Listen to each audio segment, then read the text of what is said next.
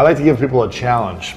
I'm curious, I want everyone listening for the next 7 days to try something. And if you could give 1 to 3 different things that we could think differently or eliminate when a thought comes to us or we react in a certain way. If there's something you think that if we eliminated 1, 2, or 3 things, and we did this every day for 7 days, we would start to see incredible feelings of differently, would feel healthier, more lively, more loved. What would be those few things? Okay, well, most people, number one, they get up in the morning and they check their cell phone, they check their text, their WhatsApp, their Facebook, they post something on Facebook, they drive to work the same way, do the same thing. So they're in a program. They've actually lost their free will to the program. Wow. So if you start your day, and you start your day with this simple question, what is the greatest ideal of myself that I can be today? You ask yourself that question. Now listen, your body's going to go like, well, we got to get a cup of coffee, and you got to. I'm tired. And you got to go, body. You're not the mind. I'm the mind right now. You're going to sit here. I'm going to feed you. You're going to get your coffee. You're going to do all those things. But right now, this is my time. You're going to obey me, right?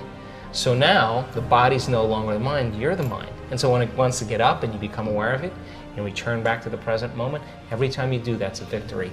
Wow. And you're changing some aspect of yourself. So then ask yourself, I do this all the time, write down 4 thoughts that you're going to stay conscious of the whole day. I can't, it's too hard. You'd be surprised the moment you become conscious of what those thoughts are, how unconscious you've been to them all day, right. Up for weeks on end. Write down what you speak, how you speak, 4 things you want to change, how you act. How do you act? Do you complain? Do you blame? Do you make excuses? Do you feel sorry for yourself? That's a victim consciousness. What emotions do you live by? Is it possible that you're so used to living by guilt you don't even know it's guilt, it just feels like you?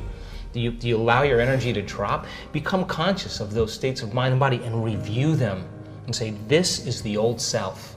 Then say, what thoughts do I want to fire and wire in my brain? And start firing and wiring and start feeling it. What behaviors will I demonstrate today? What choices will I make? One day, one lifetime. And just like you did, rehearse them. Rehearse the whole entire thing. Yeah. Begin to install the neurological hardware in your brain. And if you keep installing it, the hardware is going to become a software program, and you're going to start thinking and acting that way. And then here's the tough part. Can you teach your body emotionally what your future is going to feel like before it's made manifest? And don't get up until you feel that way.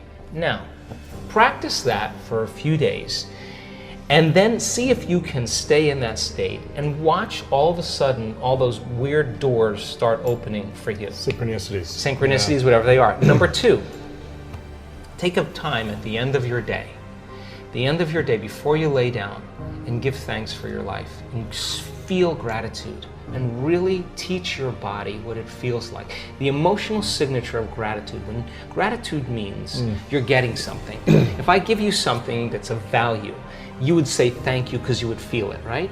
So when you're receiving, you're giving thanks. So gratitude is the ultimate state of receiving. So then people only accept, believe, and surrender to the thoughts equal to their emotional state.